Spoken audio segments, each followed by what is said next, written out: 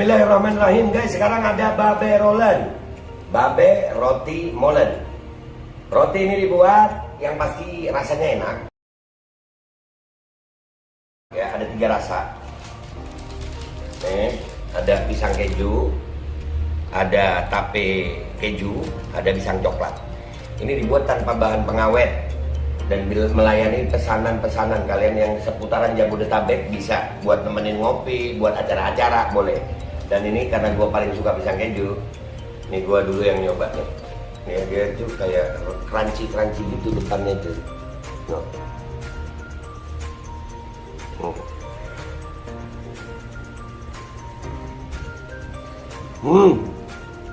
Tahu kerannya di depan nih, terus di dalamnya empuk. Ya Allah. Udah nggak usah lama-lama, lu kalau kepingin langsung pesen aja, itu ada nomor WA-nya, nanti gua kalau cantumin, ada juga IG-nya, langsung pesen, murah segini. Cuman nanti dia tanya itu 35.000 kalau nggak salah, ya.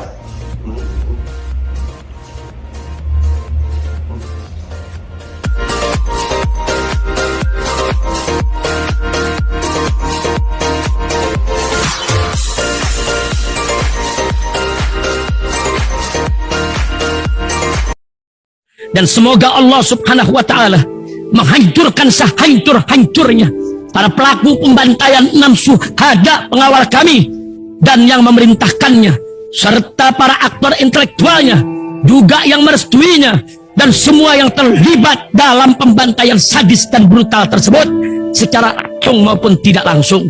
Allahumma dammirhum tadmira waqtulhum badada wala tughadir minhum ahada ya qawi ya matin ya muntaqim amin ya rabbal alamin. Allahu Akbar, Allahu Akbar.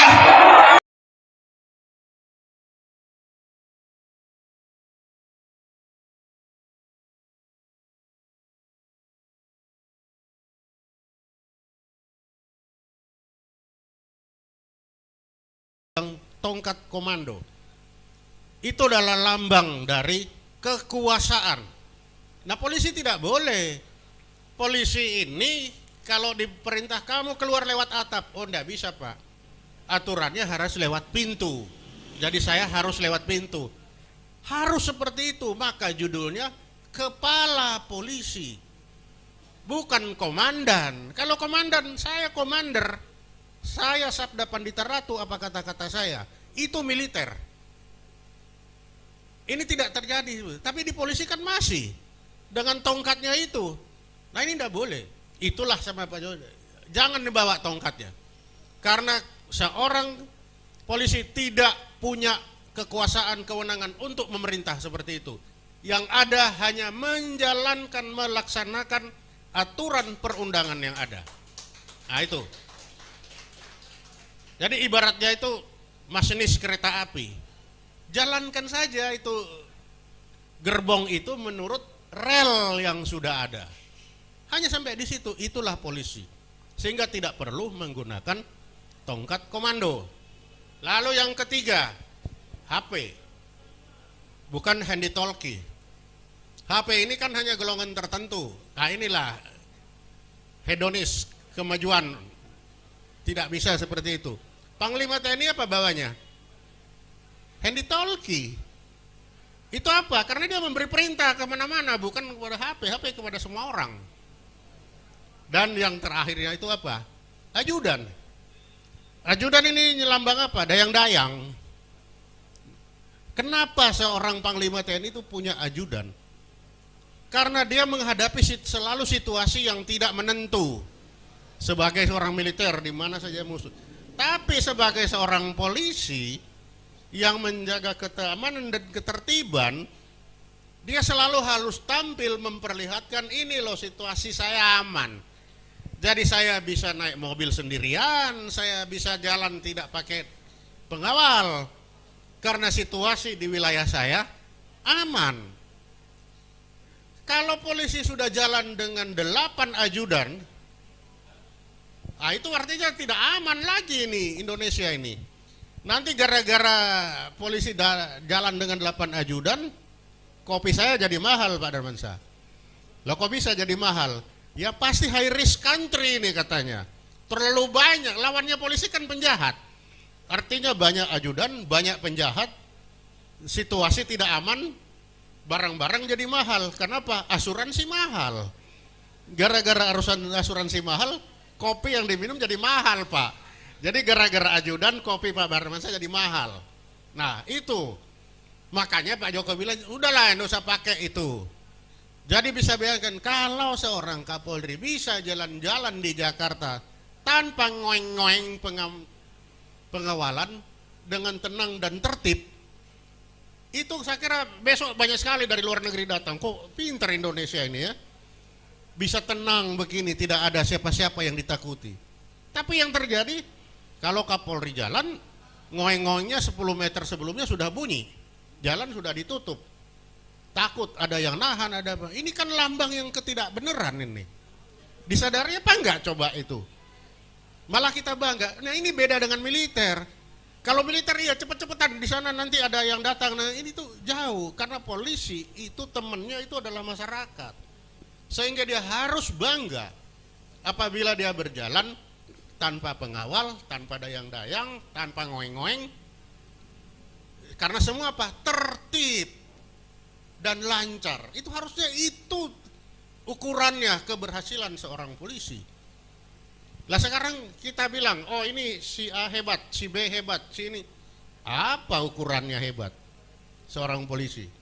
Padahal si polisi satu tugasnya bertahun-tahun di lalu lintas, yang satu di reskrim, yang satu di narkotik, yang satu di judi. Mana yang paling hebat? Akhirnya apa? Orang Jawa bilang tiba hari tiba akal.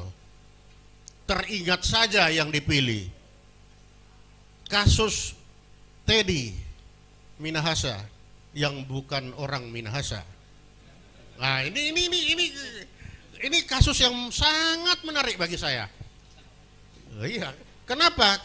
Karena penempatan seorang Kapolri lalu beberapa hari kemudian langsung ditangkap. Itu betul-betul luar biasa.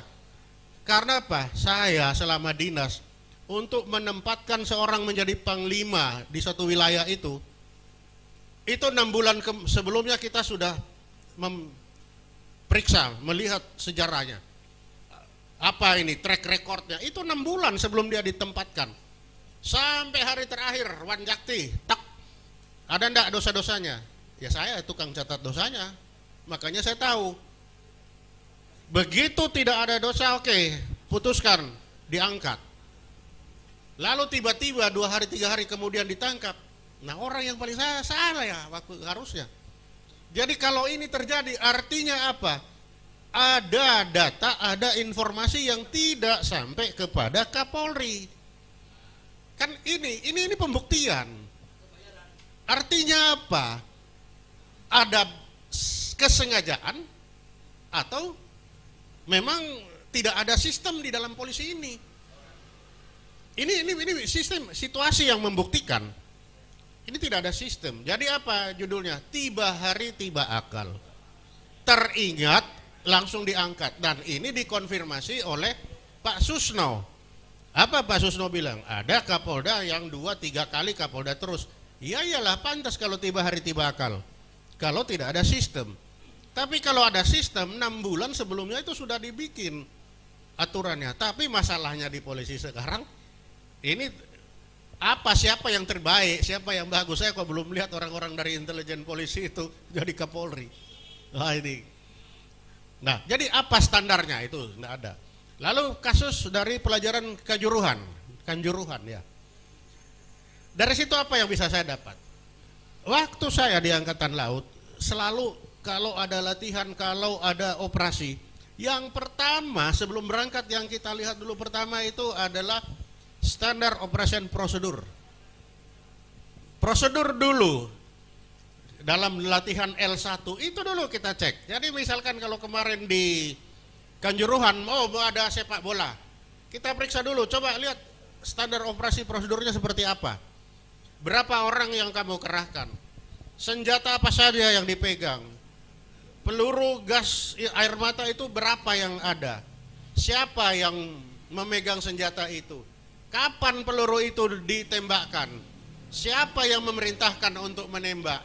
Situasi apa yang boleh ditembak peluru itu? Situasi apa yang kamu boleh ngambil keputusan sendiri? Itu mutlak harus tertulis. Nah, jadi kalau sekarang dicari itu tidak ada, ya sudah, tidak usah cari ke yang lain. Pasti yang lain tidak ada. Pasti nggak benar. Tapi kalau itu ada 50% itu sudah benar. Situ yang lain bisa menentukan. Tapi kalau SOP tidak ada, tidak usah tanya yang lain-lain. Sudah pasti salah. Sudah pasti salah. Nah, bisa kita lihat kan apa yang terjadi. Pak Dedi lagi-lagi bikin kesalahan. Orang mati di Kanjuruhan bukan karena gas air mata, tetapi mati karena kehabisan oksigen. Nah, ini kan pembohongan lagi. Ini Pak Dedi udah 2 kali ini. Di Jakarta dibilang begitu, di Malang sana sujud semua minta maaf kepada masyarakat. Tapi di Jakarta masih membela diri, diwakili oleh Pak Dedi. Bukan kesalahan Kapolri. Gas air mata yang kami pakai adalah gas yang kedaluarsa. Apa enggak parah lagi nih? Kedaluarsa itu, lalu yang benar yang mana? Apa ada pembelian gas air mata atau tinggal itu enggak pernah dibeli? Nah, kan banyak, ekornya ini panjang sebenarnya. Kalau kita mau cari. Dari apa? Bukan kita cari-cari. Tapi dari statement-statement yang keluar. Dari situ aja saya sudah dapat banyak sekali itu kalau mau saya bongkar itu. Jadi ini yang pokok-pokok saja. Nah, dari situ kita sudah dapat. Ini kesalahan yang dapat. Lalu, kalau kesalahan Pak Sambo sudahlah itu. Orang sudah mati, Tuhan pun dia bohongi kan. Bukan ditembak katanya kan. Itu memang kasus paling parah itu. Itu di luar perkiraan saya itu. Sudah dibunuh baru dibilang tembak-tembakan. Sampai saya panggil ajudan saya, kamu berdiri situ, ambil pistol, coba tembak-tembakan berdua nih. Masuk 4, 7 tidak masuk. Ini gimana ceritanya nih? Kena 4 dulu baru mati. Ini rasa-rasanya 1 saya sudah mati kalau kena. Mungkin enggak ini? Rasa-rasanya kok enggak mungkin ya. Isinya ada berapa? 17, yang dipakai 4. Lalu yang 1 sama, dipakai 7. Lalu bagaimana ceritanya ini tembak-menembak ini? Ini pasti nggak masuk akal ini. Nah, karena itu saya berani. Nggak mungkin, ini tidak mungkin. Karena saya coba kayak apa? Tapi ada yang bilang karena itu ahli tembak menembak, jago tembak katanya kan. Jadi tembak di kaki kena di tangan, gitu. Kan kenanya di jari kelingking katanya tembakannya kan itu. Nah itu dari situ kita bisa. Ini nggak mungkin terjadi karena tidak masuk akal. Apalagi dibilang ini penembak jitu. Penembak jitu itu sudah ada doktrinnya, 1 peluru 1 kepala. Kalau 4 peluru artinya dia marah. Kalau peluru 1 orang ini artinya marah ini. Nah, dari situ kita sudah bisa lihat. Nah itu. Jadi artinya apa? Apa yang dikatakan ini susah diterima lagi, susah dipercaya, udah nggak bisa dipercaya. Karena seorang bintang 2 berbicara di depan umum dan dia membohongi Kapolrinya, itu keterlaluan benar. Sangat saya aja kalau sudah menghadap Kasal itu tidak ada satupun pembohongan yang saya tutupi bagi Kasal yang tertinggi itu di satu, nggak ada, semua kita buka. Lah ini dibohongi, ini sudah berarti artinya apa? Seorang Kapolri yang tertinggi ini sudah tidak ada harganya di bawah bawahannya. Karena saya merasakan bahwa Kasal itu apapun semua dibuka terbuka. Nggak usah dia perintah, baru lihat mukanya aja kita sudah, wah ini dia komandan saya. Nah, ini tidak, dengan tenang itu dibohongi. Nah ini artinya apa? Ini yang terjadi bukan tiba hari tiba akal mereka ini, tapi terjadi karena apa? Karena sistem. Ala bisa karena biasa kan katanya. Karena sistem yang terjadi, inilah produksi sistem yang dihasilkan dari pemisahan TNI Polri. Yang Pak Teddy, apa yang kita dapat di situ? Dengan tenang disampaikan, saya perintahkan 1% diambil untuk dinas. 1% dari berapa? 41 kilo? Nah, judulnya 1%, tapi yang diambil kan 5 kilo. Lah ini. Lalu pertanyaannya, untuk apa dipakai? Untuk dinas itu untuk apa? Memangnya orang-orang dinas ini mau minum kopi tiap pagi pakai narkotik itu atau apa? Ini sudah tidak nalar. Yang kedua, ini lagi kalau benar lagi yang disampaikan itu. Saya rugi 20 miliar karena mencari narkotik yang ada dari Laut Cina Selatan sampai di Selat Malaka. Lah ngapain ke sana? Kan ada yang namanya BNN. Waktu saya aspam, saya selalu latihan dengan BNN itu untuk mencari penyeludupan narkotik yang dari Laut Cina Selatan sana. Pakai kapal. BNN waktu itu Pak Bekto itu kasih tahu sama Angkatan Laut, Angkatan Laut, ini namanya tawas, ini namanya terigu, ini yang gula, ini yang namanya narkotik. Biar apa? Kita saling tahu. Lah kalau Pak Teddy tahu ada di sana, kenapa nggak kasih tahu BNN? Kenapa nggak kasih tahu Angkatan Laut? Tetapi menggunakan uang pribadi 20 miliar untuk mengoperasi ini. Ini udah salah besar. Ini sudah salah besar ini, udah ada. Dulu Kasal itu diberikan kapal oleh pemerintah daerah Riau, itu disalahkan kok, kenapa kamu menerima? Ini mengeluarkan uang 20 miliar untuk mencari narkotik. Nah ini mencari untuk apa? Menangkap atau memperdagangkan? Karena judulnya rugi kan, artinya perdagangan. Kenapa? Karena judulnya rugi. Siapa yang bilang? Ya di situ, bukan kita ngarang-ngarang. Saya rugi 20 miliar. Nah, berarti ada perdagangan ini. Kalau untung rugi. Tapi kalau saya kehilangan buruan saya, itu baru mengejar.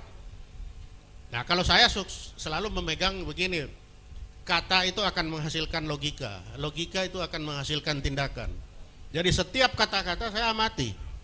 Yaitu tadi, kalau saya rugi berarti saya berdagang. Kalau saya kehilangan buruan berarti saya mengejar. Nah ini.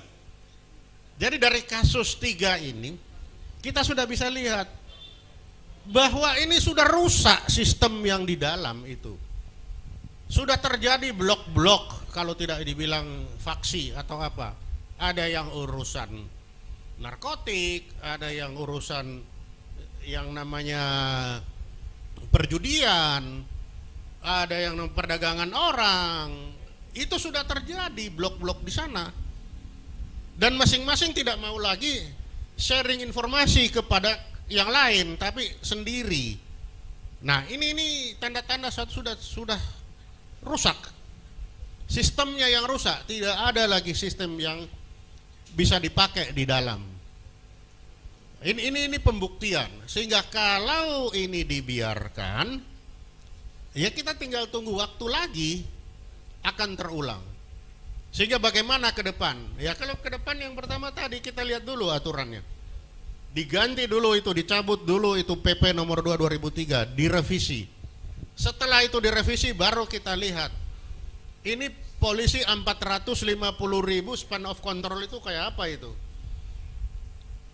Ini sama dengan ada polisi Eropa yang begitu banyak.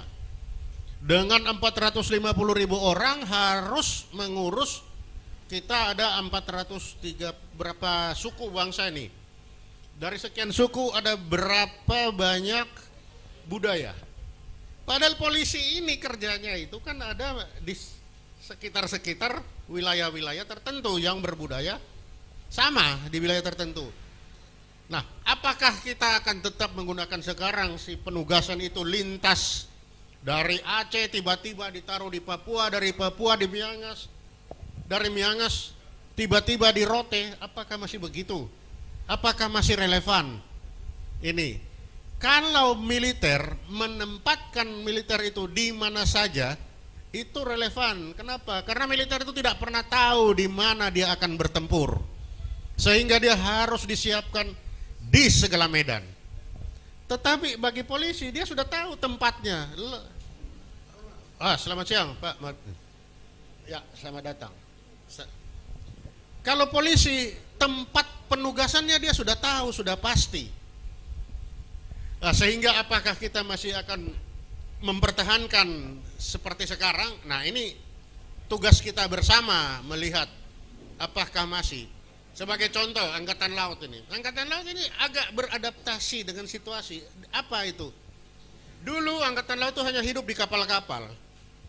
Jadi penugasannya taruh di kapal. Orang itu diambil dari mana-mana di kapal. Sekarang dia menyadari ada namanya posal-posal yang ada di pulau-pulau. Yang di pulau itu juga harus ditaruh orang. Lah kalau orang yang disiapkan di kapal dengan disiapkan di pulau kan beda. Nah, akhirnya dibikinlah dari awal, sepertinya sudah mulai ada orang yang disiapkan untuk di kapal dan yang disiapkan untuk di pulau. Sehingga kalau di pulau ya dia lari situ, dia ada di Rote ya taruhlah orang-orang Rote taruh di sana. Orang di Tarutung taruhlah orang-orang yang di Tarutung. Nah, itu sudah mulai terjadi di Angkatan Laut. Lah kalau Angkatan Laut sudah mulai terjadi, mengapa hal ini tidak juga disiapkan untuk polisi Indonesia yang ke depan? Mengapa saya bilang polisi Indonesia? Karena sekarang ini belum polisi Indonesia. Yang sekarang ini adalah bekas tentara Indonesia. Belum polisi Indonesia, sudah gak. Jadi kita sekarang tugas kita ke depan adalah mendesain bagaimana kita membentuk polisi Indonesia yang sesuai dengan kultur Indonesia, yang sesuai dengan geografi Indonesia, yang sesuai dengan kehidupan bermasyarakat. Dan yang harus diingat betul ketika kita berbicara judi, ada dari etnik Indonesia yang judi itu adalah buang sial katanya. Nah, ini seperti apa? Karena berjudi lebih baik saya kalah di judi daripada saya kalah di perdagangan. Nah, ini kepercayaan ini ada. Sehingga apakah judi ini kita akan pertahankan untuk dibasmi, ataukah kita akan beradaptasi seperti Pak Ali Sadikin, beradaptasi dengan budaya. Nah, ini pilihan di tangan kita. Malaysia beradaptasi dengan gentingnya dia. Kita masih belum, kita masih mencoba melawan situasi. Tapi ternyata ketika situasi ini kita lawan, ada kelompok tertentu yang mendapatkan keuntungan. Kita lihat tembok Cina itu dibangun untuk menahan serangan dari utara. Tapi apa yang terjadi? Selama tembok Cina dibangun, belum pernah ada orang yang berupaya merusak tembok Cina. Kenapa? Karena dia bisa masuk dengan membayar yang penjaga. Jadi kembali lagi bahwa manusia tetap adalah manusia, punya perasaan. Nah, karena Indonesia ini diisi manusia yang perasaannya bermacam-macam, maka mau tidak suka, polisi yang akan kita hadirkan adalah polisi yang juga mengerti tentang perasaan banyak orang. Nah, ini yang polisi kita sekarang belum sampai ke sana. Kenapa? Ya memang karena kita yang dulu kita harapkan kita sudah menanam padi katanya yang bagus, tapi ternyata yang tumbuh itu suket teki. Dari ke depan mari kita mencoba, kita bersama berpikir bagaimana membangun polisi Indonesia yang sesuai dengan kultur, budaya, dan geografi bangsa Indonesia. Demikian Pak, terima kasih. Terima kasih Pak Laksamana Madya Purnawirawan Sulaiman B. Ponto, mantan Kepala BAIS Badan Intelijen Strategis TNI. Saya ulangi, ini yang baru hadir bersama kita adalah Dr. Margarito Kamis, pakar hukum tata negara. Ini sudah tersambung? Sudah masuk ke Zoom Pak Komarudin? Sudah. Pak Komarudin sudah bisa mendengar suara saya? Sudah Pak, sudah. Sudah Pak Selamat Komarudin. sore semuanya. Ya, jadi diskusi kita hari ini kita mencoba untuk mengupas tema dengan pertanyaan Quo Vadis reformasi total Polri. Jadi kita memang sengaja tidak membahas kasus, misalnya kasus Sambo, juga tragedi Kanjuruhan, juga terakhir Teddy Minahasa, karena memang kasus ini sudah sudah yang ketiga kalinya.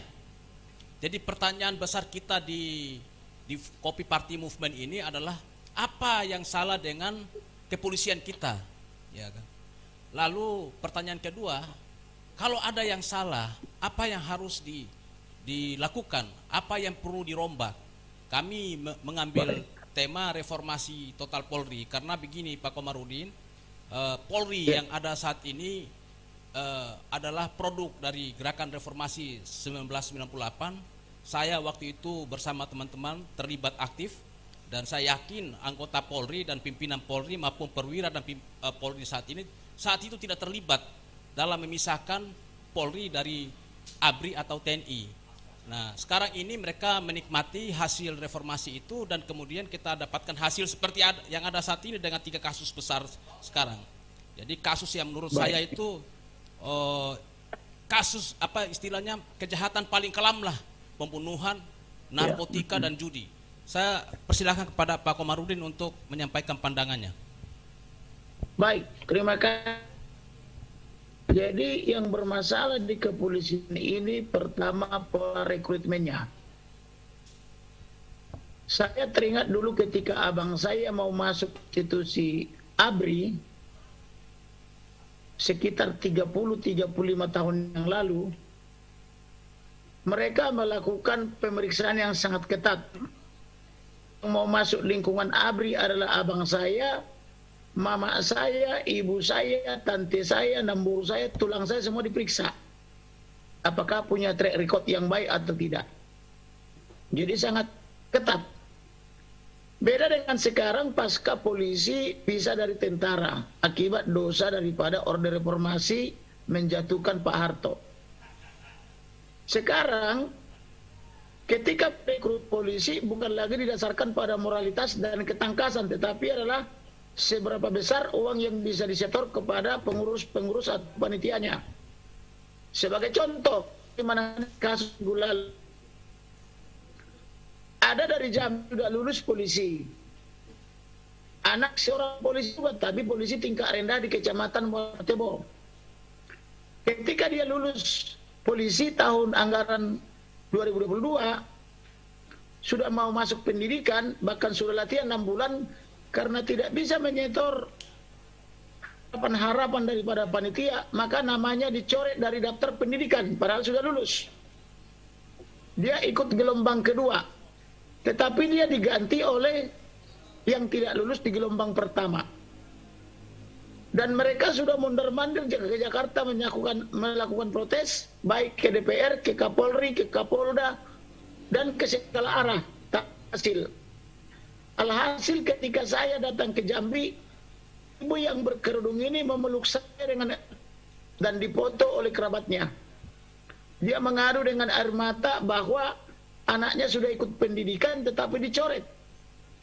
Setelah dicoret, dia sudah urus segala hal, dijual apa yang ada padanya supaya berharap anaknya ini tidak kecewa, tetapi tidak digubris oleh baik Kapolda maupun oleh Kapolri, termasuk oleh Perdi Sambo sebagai Kadipropam. Maka saya ajari telepon Kapoldanya, ini saya kasih nomor teleponnya, telepon Kadipropam, telepon Kapolri, semua saya kasih nomor perwira tinggi itu.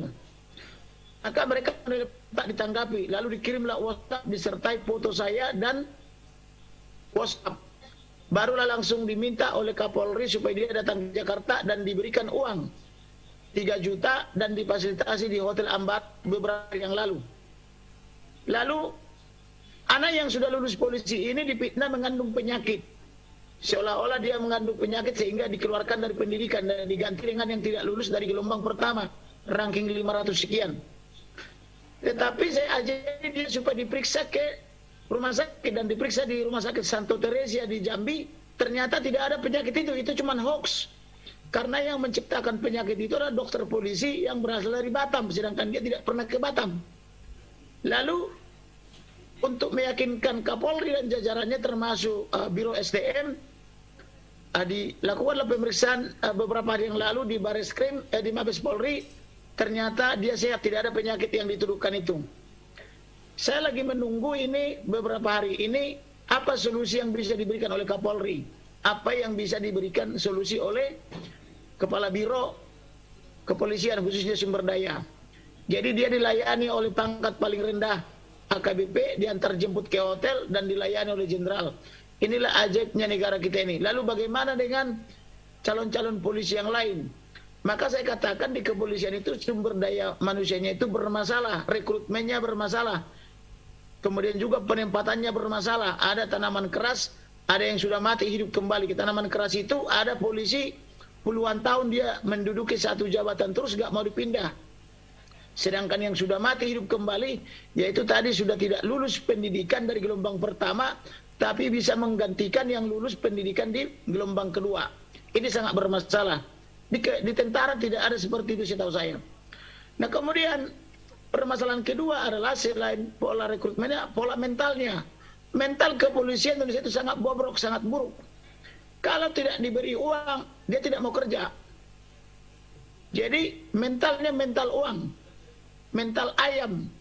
Ibaratnya ayam itu dilempar jagung baru dia matok-matok, dilempar ke kanan dia ke kanan, lempar ke kiri dia ke kiri, lempar di bawah kaki dia matok di bawah kaki.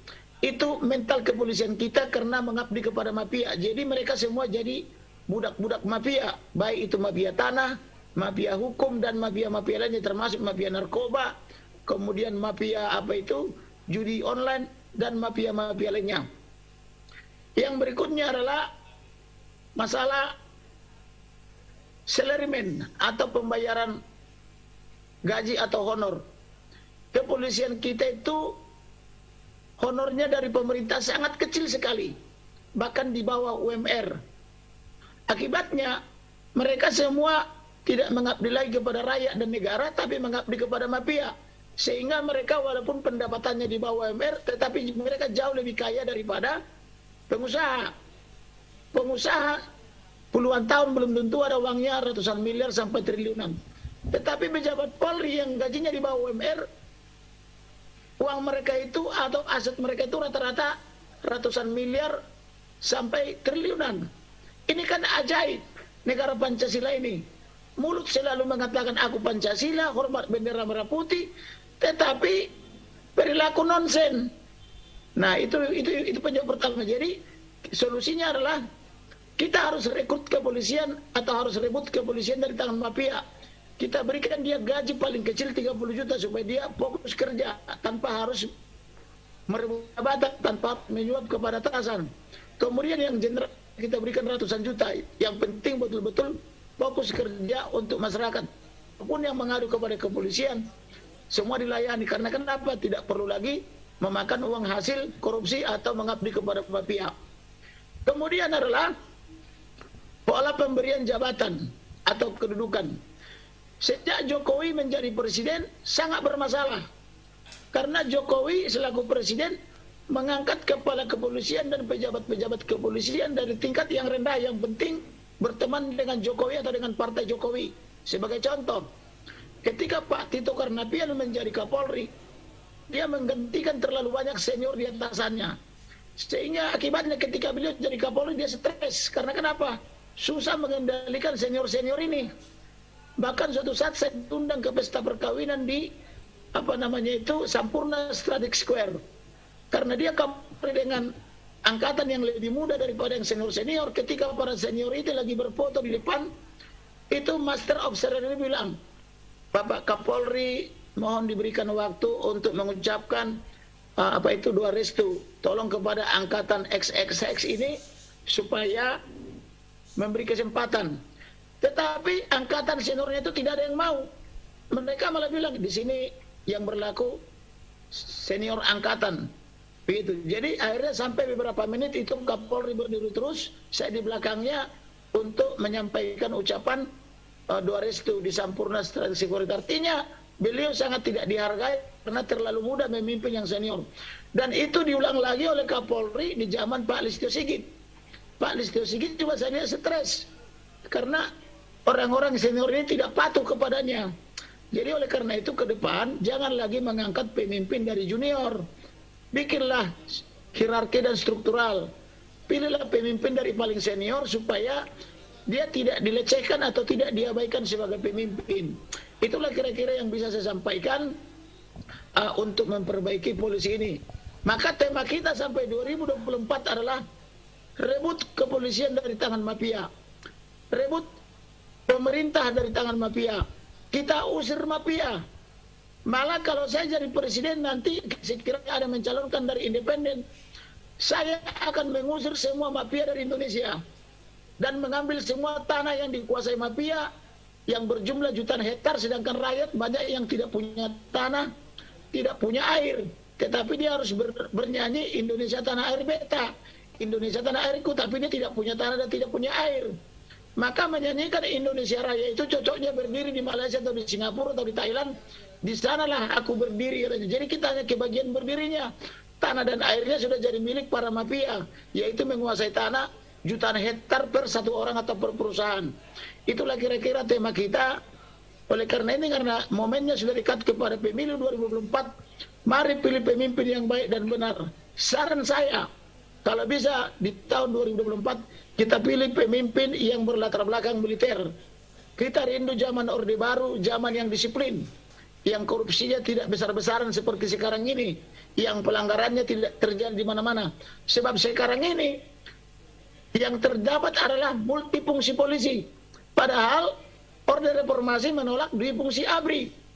Nah, seolah-olah kita menolak difungsi ABRI, tetapi setelah masuk ke Orde Reformasi, polisi ada di mana-mana. Di setiap kementerian dikuasai oleh perwira tinggi kepolisian sampai perwira menengah. Ini mau apa nih negara ini? Nggak jelas. Oleh karena itu ke depan tidak boleh lagi ada polisi-polisi di kementerian-kementerian apabila benar-benar diperlukan. Bahkan saya lihat itu pola polisi ini adalah memakai kementerian-kementerian untuk naik pangkat. Jadi ketika dia kombes, misalnya dia langsung masuk kementerian untuk mendapatkan promosi brigjen misalnya, mengabdi setahun 2 tahun langsung keluar langsung jadi Irjen Pol gitu loh. Jadi ini hanya ajas manfaat. Jadi yang menjadi korban adalah ASN. ASN misalnya rindu menjadi pejabat eselon di kementerian itu, tapi semua dikasih menjadi dikuasai oleh polisi. Kenapa? Karena Jokowi sebagai berhutang budi kepada polisi. Nah, maka untuk membalas hutang budinya itu, pejabat-pejabat kepolisian ditempatkan di berbagai kementerian. Mulai daripada menterinya sampai dengan pejabat-pejabat eselon, setingkat irjen maupun sekjennya, sampai dengan tingkat kepala biro dan staf ahlinya. Itulah yang perlu kita soroti. Jadi supaya ke depan tidak terjadi seperti itu, perbaiki pola rekrutmen polisi, perbaiki mentalnya, dan juga perbaiki salarimennya minimal juta, ideal 30 sampai 100 juta. Terima kasih, Tuhan berkati. Terima kasih Pak Komarudin, Pak Kamarudin. Ya.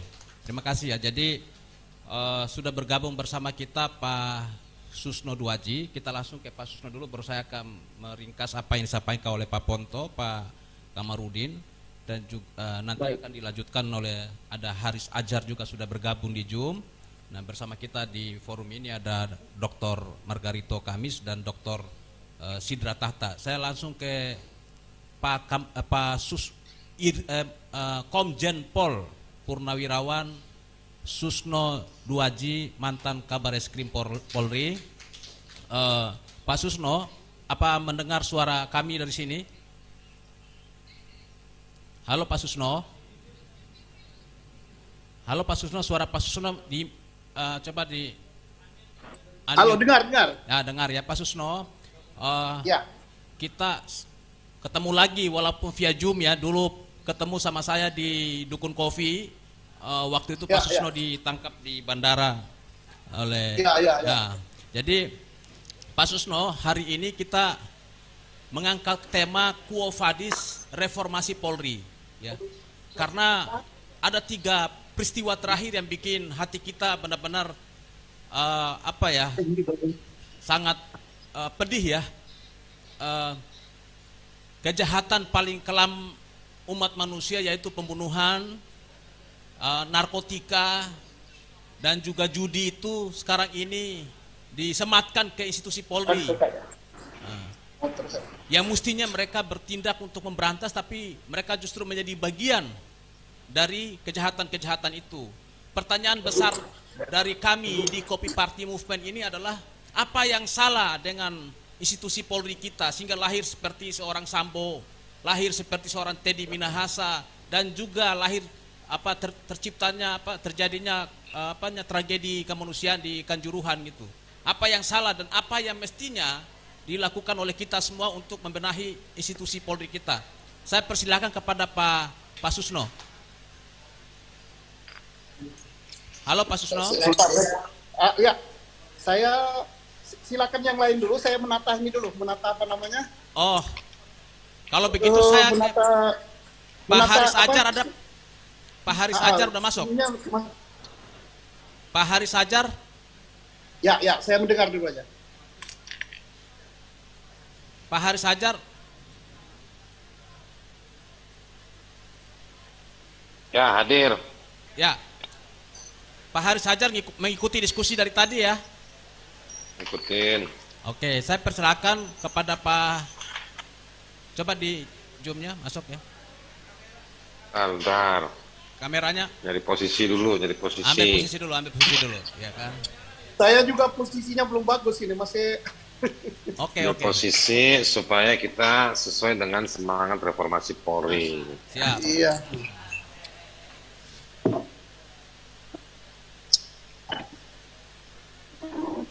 Oke. Saling kontak. Apa pertanyaannya? Pertanyaannya? Saya udah masuk dulu ya, Agno. Pertanyaannya apa yang salah dengan institusi Polri kita sehingga lahir? Ada yang salah. Apa yang salah? Polri itu baik. Ada yang salah pasti. Apa yang salah?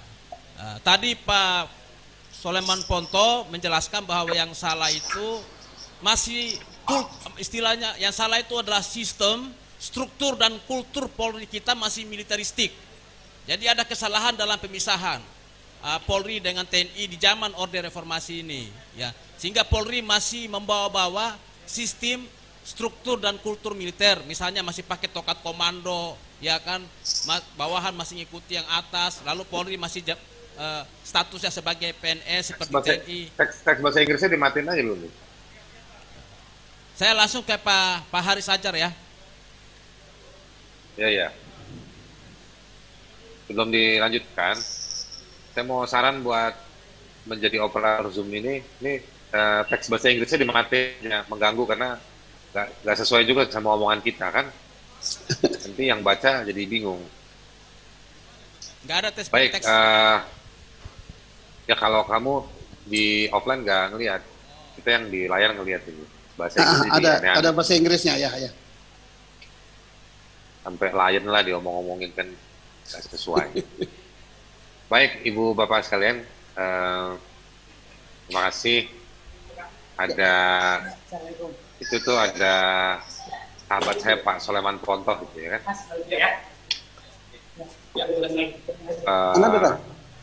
Tadi saya udah dengar semua pembicara, ya, Pak Kamarudin ya, yang lagi jadi superstar penegakan di Indonesia ini, ya kan, dan juga Pak Susno, Pak Soleman dulu kita sama-sama membongkar soal lagi dicekal Pak. 2016. Kami berdua lagi dicekal. Oh iya, dicekal ya. Baik, saya mungkin bicaranya dari perspektif hak asasi manusia aja. Sebenarnya polisi itu sebetulnya justru dia adalah pembela HAM. Dia adalah orang atau institusi yang orang-orangnya dipaksa untuk menjadi pembela dan pelindung hak asasi manusia.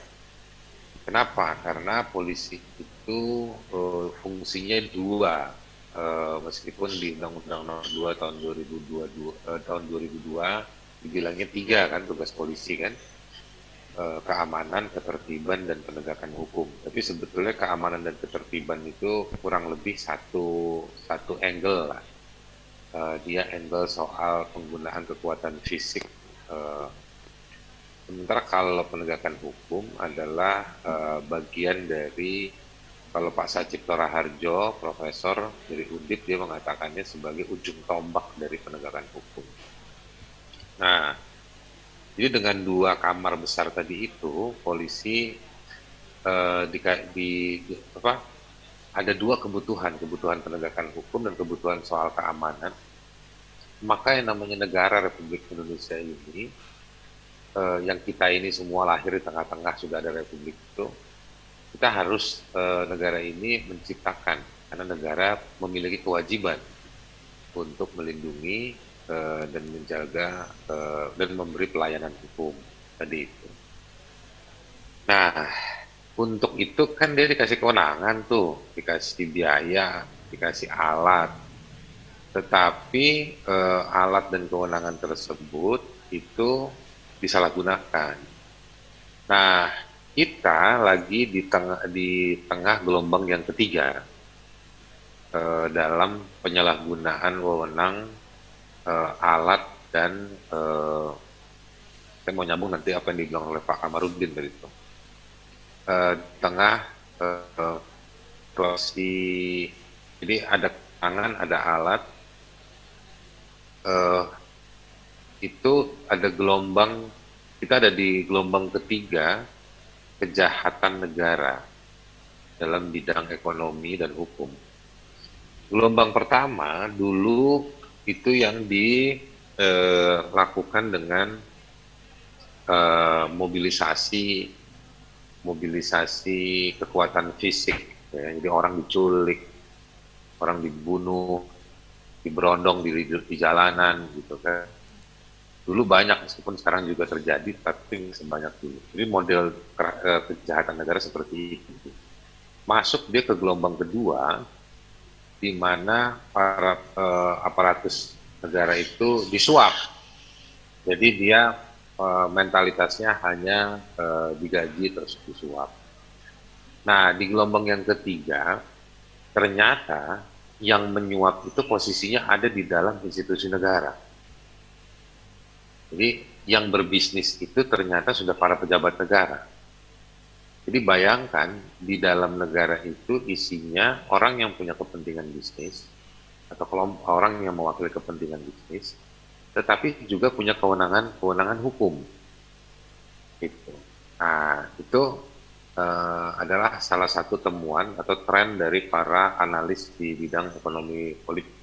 Jadi dia bilang kenapa ekonomi politik di satu negara itu hancur, karena tidak ada fairness di sana, karena yang ada hanya akumulasi kekuasaan, kepentingan, dan juga modal di satu kelompok.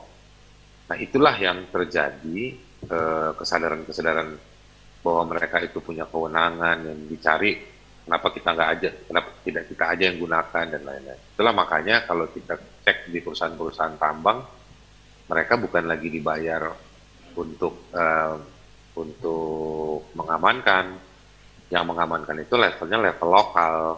Tetapi kalau pejabat-pejabat tingginya di institusi yang punya senjata dan penegakan hukum, mereka udah punya saham di sana, udah menjadi owner kondisinya. Perusahaan tambang, perusahaan sawit, bahkan saya kemarin dampingi memberikan konsultasi ke teman-teman pedagang toko kelontongan yang juga kena bahasa saya gampangnya palak ya dari para penegak hukum, baik itu penegak hukum Balai POM di Jayapura maupun juga polisi-polisi di sana. Nah, situasi ini meluas. Jadi di mana-mana di segala sektor. Gitu. Jadi mereka sadar betul bahwa ngapain kita layanin mereka, itu kan mereka orang pengusaha, kita harus dapat duit dari mereka. Jadi ada perspektif seperti itu dan selalu menganggap segala sesuatu itu ada uangnya. Kan kalau saya selalu bilang bahwa kalau kamu mau dapat duit ya lepas baju kamu, jadilah pengusaha. Gitu. Kalau mau jadi aparatur negara, ya kalau kamu kerjakan dengan baik, seperti Bung Hatta, Pak ya itu memang dia truly profesional yang beretika dan berintegritas, dan imbalannya itu surga. Gitu. Dan kalaupun di dunia, kalau kamu nggak punya duitnya, orang akan bantu kamu, tapi bukan kamu menyekolahkan kewenangan kamu. Nah, ini situasi ini terjadi, saya nggak perlu nambahkan berbagai macam kerusakan yang sudah diceritakan. Ini galak-galak semua di sini. Tadi Pak Komarudin, Pak Sulaiman Ponto, Pak Margarito, nanti Pak Susno juga akan cerita banyak. Tapi saya udah sering saya ngungkap kasus-kasus kejahatan yang melibatkan polisi. Nah, situasi itu justru akhirnya balik ke poin saya yang awal, polisi akhirnya pamrih menjual kewenangannya. Pun lawyer-lawyer saya kan sering, ini orang di polisi, polisinya bilang sama klien saya, kamu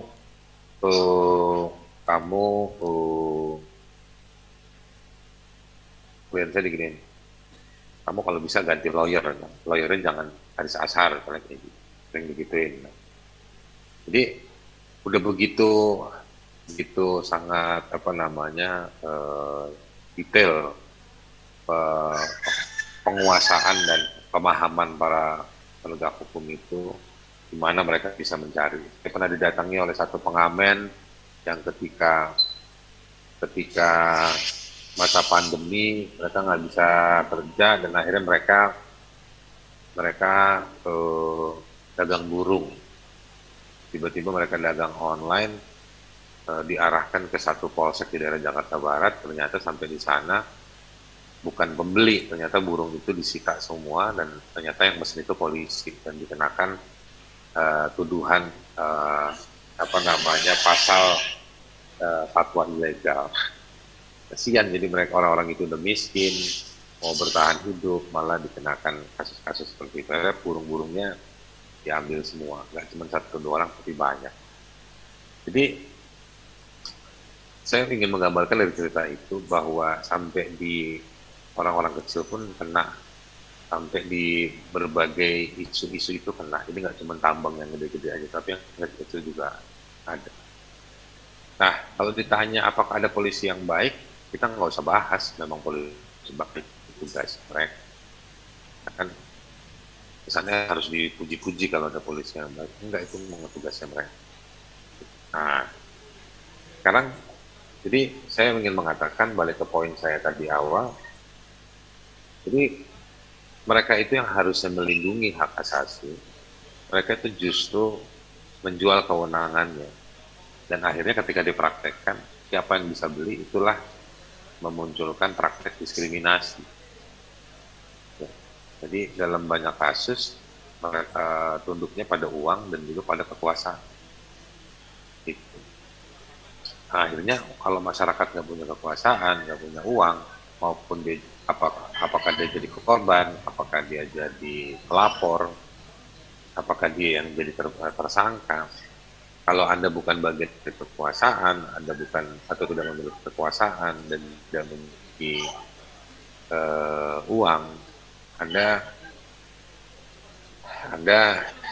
wassalam, Anda akan mengalami kiamat hukum lah pada kasus yang di mana dilekatkan pada diri orang itu.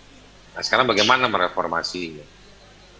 Saya nggak terlalu minat ya membahas secara akademik di forum ini bagaimana reformasi Polri itu bisa dilakukan. Saya lama dulu ikut diskusi soal reformasi Polri. Saya bahkan pernah jadi anggota reformasi birokrasi Polri di zamannya Pak Sutanto. Alhamdulillah nggak jalan reformasi itu. Yang saya mau katakan begini, bagaimana cara kita memperbaiki? Ya menurut saya kita nggak bisa berharap atau nggak bisa berharap hanya dari Pak Sigit Kapolri sejumlah nama di dalam ini itu nggak bisa. Momentumnya banyak, tetapi komitmennya kurang. Presiden misalnya ngumpulin Kapolda dan Kapolres Indonesia. Yang dibilang sama presiden itu cuma gaya hidup, tetapi isi rekeningnya, sumber uangnya nggak diomongin sama presiden. Mestinya kan kalau mau ngomong, presiden hentikan keterlibatan praktek bisnis atau menggunakan kewenangan hukum untuk mencari uang. Bukan soal gaya hidup. Nah, kalau gaya hidup tapi kantongnya tetap diisi sama uang-uang yang kita sumbernya tidak patut, kan sama juga bohong. Itu menunjukkan bahwa presiden kurang paham ya tentang apa yang dibutuhkan masyarakat soal Polri hari ini. Yang kedua, Presiden tidak tegas. Presiden tidak tegas mendorong ini. Saya khawatir Presiden di istana itu dalam rangka untuk menunjuknya saja pada Listio Sigit sebagai orang yang dia tunjuk, dan juga untuk menenangkan publik di tengah gegap gempita dari Sambo sampai ke Teddy Minahasa. Ini kan cuma puncak dari gunung es, di bawah-bawah kasus banyak banget, story itu banyak banget. Nah, jadi bagaimana mereformasi Polri? Kalau menurut saya ya, ungkap aja kasus yang besar-besar yang melibatkan para pejabat Polri atau yang melibatkan kewenangan pejabat Polri di tingkatan tertentu yang disalahgunakan. Nah, kalau dan makin tinggi kantor polisi, karena kayak Mabes itu nggak usah nanganin kasus-kasus. Misalnya saya lagi dampingi satu anak muda yang punya burung, yang burung itu dianggap burung ilegal, tapi yang nanganin Barreskrim Polri. Menurut saya itu mah levelnya level Polres, tapi ini Mabes Polri. Nah, mestinya Mabes Polri itu mengungkap kejahatan-kejahatan yang kompleks, complicated, dan juga melibatkan para pejabat-pejabatnya. Nah, itulah tugas Mabes Polri. Nah, kalau Mabes Polri diisi dengan kasus-kasus yang seperti itu, saya pikir polisi dengan sendirinya akan membaik. Tidak usah mikirin soal survei, persepsi publik, opini publik. Tidak ada di dalam undang-undang bahwa Polri itu harus hidup dengan opini publik. Polri itu harus bekerja, bukan mikirin opini publik. Jadi saya ingin pendapat singkat saya untuk mengatakan bahwa yang harus dilakukan oleh Mabes Polri dan para pimpinan para pimpinan di Mabes Polri adalah mengungkap kasus-kasus yang melibatkan ya pejabat-pejabat Polri atau anggota-anggota Polri di tingkat-tingkat yang tinggi. Nah, itu yang harus dilakukan oleh Mabes Polri. Nggak usah udah ngurusin kasus-kasus yang seret-seret, itu nggak usah. Meskipun kita tahu semua ya, ada jejaring-jejaring itu yang bekerja di dalam Mabes Polri, maklar-maklar calo-calo itu yang bekerja itu kan di luar banyak, mungkin tahu ini, akses ini, segala macam. Tapi saya adalah Mabes Polri, Pak Listio, mari kita tunggu komitmennya untuk bongkar itu semua. Dan di level keamanan, bisa nggak Mabes Polri untuk narik pasukannya? Kan pasukan-pasukan kita ini kan banyak dipakai oleh perusahaan-perusahaan. Ya kan?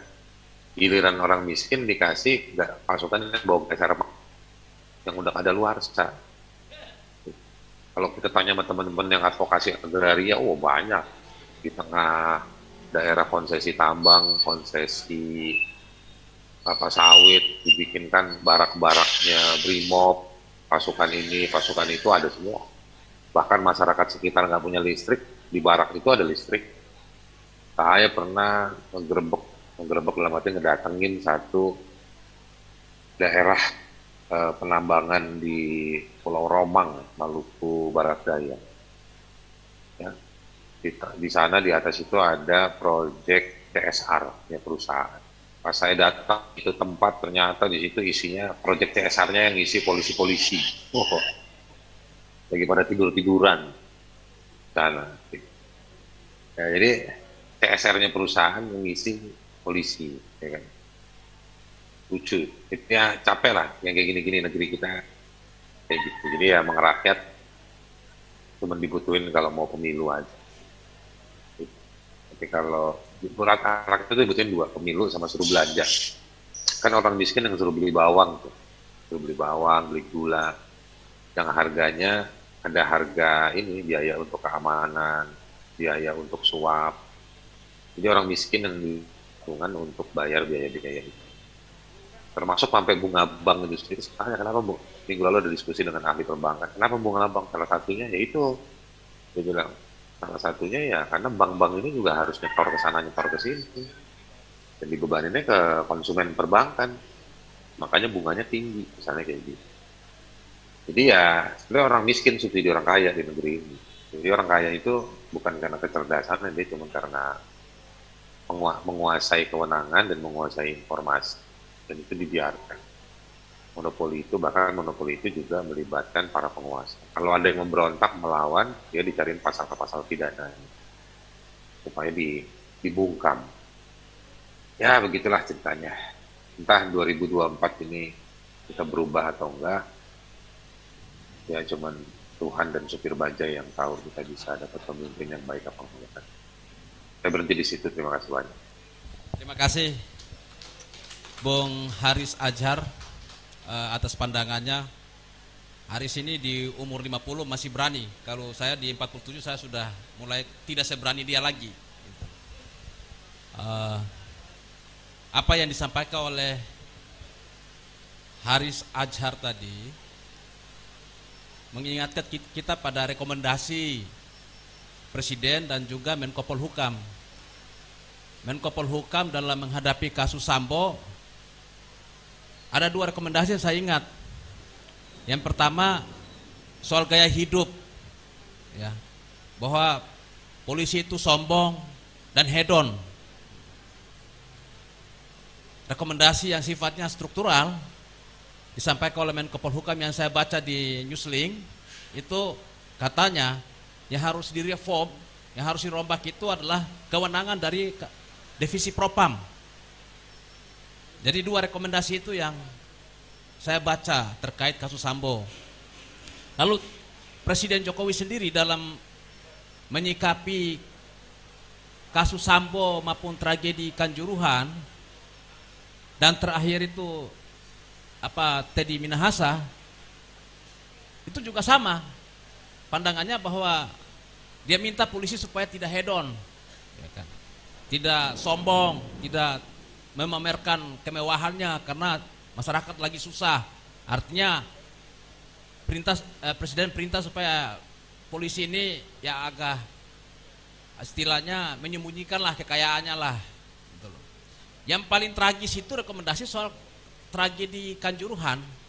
Rekomendasinya itu menghancurkan stadion. Jadi supaya tidak terulang lagi tragedi Kanjuruhan berikutnya, stadionnya itu yang dirobohin. Ini saya kira ini menarik karena pendekatannya infrastruktur.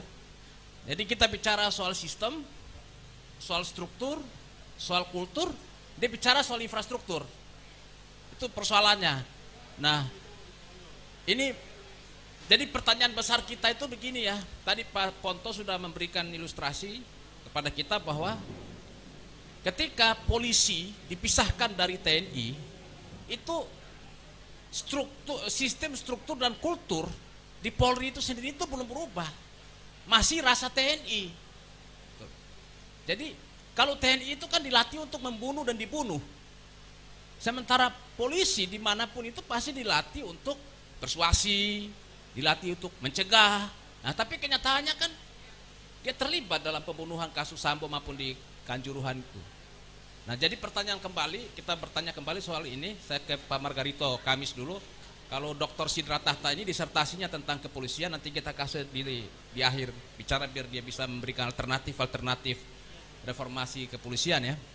Sebelum ke Pak Susno sudah siap. Mungkin Pak Susno dengar dulu karena sebagai mantan perwira Polri, kita silahkan dulu lah Pak Ito dari sisi tata negara. Sebetulnya apa sih yang salah dari institusi Polri kita ini sehingga muncul 3 tragedi besar ini gitu loh. Dan solusi apa yang ditawarkan Pak Ito dalam membenahi Polri kita. Jadi apa yang kita sampaikan hari ini, kita diskusikan hari ini ya, ini bukan berarti kita benci sama polisi, enggak. Polisi ini milik rakyat Indonesia, milik negara Indonesia. Jadi usaha kita sebagai warga negara untuk membenahi polisi itu adalah hak dan kewajiban kita sebagai warga negara. Jadi bukan karena kita nggak suka Polri ya. Jadi saya persilakan dulu ke Pak Ito, Pak Dr. Margarito Kamis.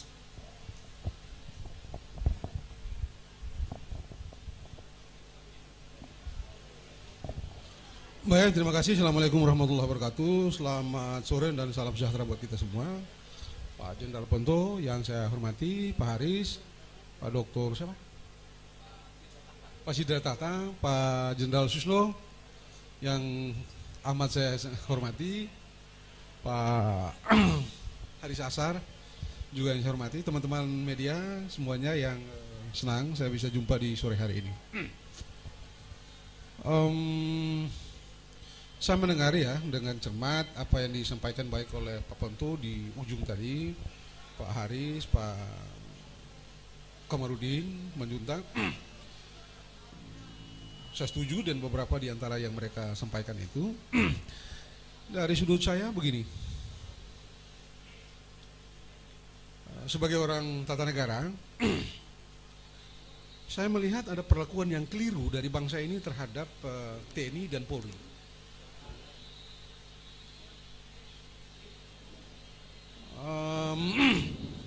Anda lihat saja kekeliruan kita sekarang ini ya. TNI itu tidak bisa merumuskan kebijakan, dia tidak bisa mendefinisikan postur pertahanan. Kebijakan di bidang postur pertahanan tidak didefinisikan secara teknis tidak didefinisikan oleh TNI secara organik. Itu didefinisikan oleh pemerintah melalui Kementerian Pertahanan. Jadi TNI per teknis itu cuma melaksanakan polisi tentang postur pertahanan yang didefinisikan oleh dalam tanda petik sipil Kementerian Pertahanan. Polri dia rumuskan sendiri, dia laksanakan sendiri. Itu kelemahan terbesar, itu yang melahirkan semua yang kita dapatkan sekarang. Satgasus bikin sendiri, mimpi sendiri, bikin keputusan dan tidak bisa dikontrol. Anda bisa bayangkan. Di situ kekeliruan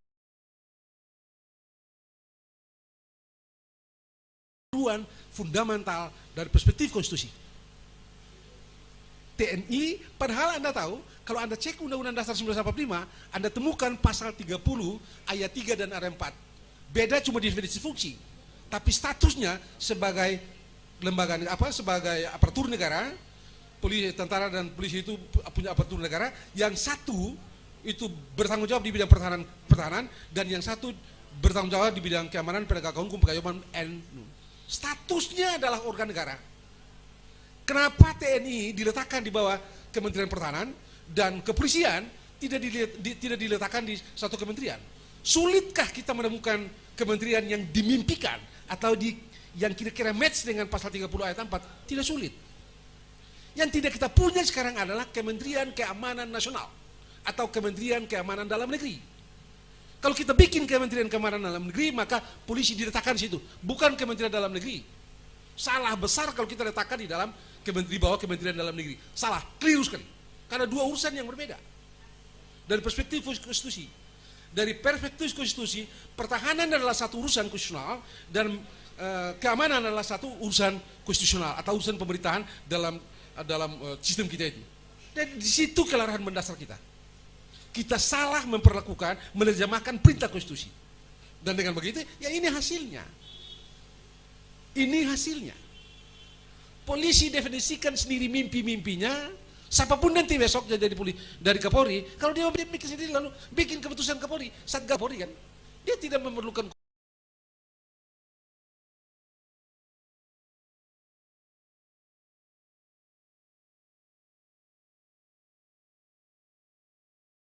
konfirmasi ke DPR, tidak memerlukan konfirmasi ke Presiden, tidak perlu konfirmasi ke Menko Polhukam.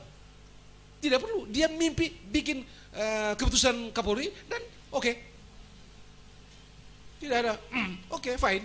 Bisnis di dunia ini yang tidak ada kaitan dengan wewenang, tidak ada kaitan dengan rule, tidak ada kaitan dengan hukum. Tidak ada itu.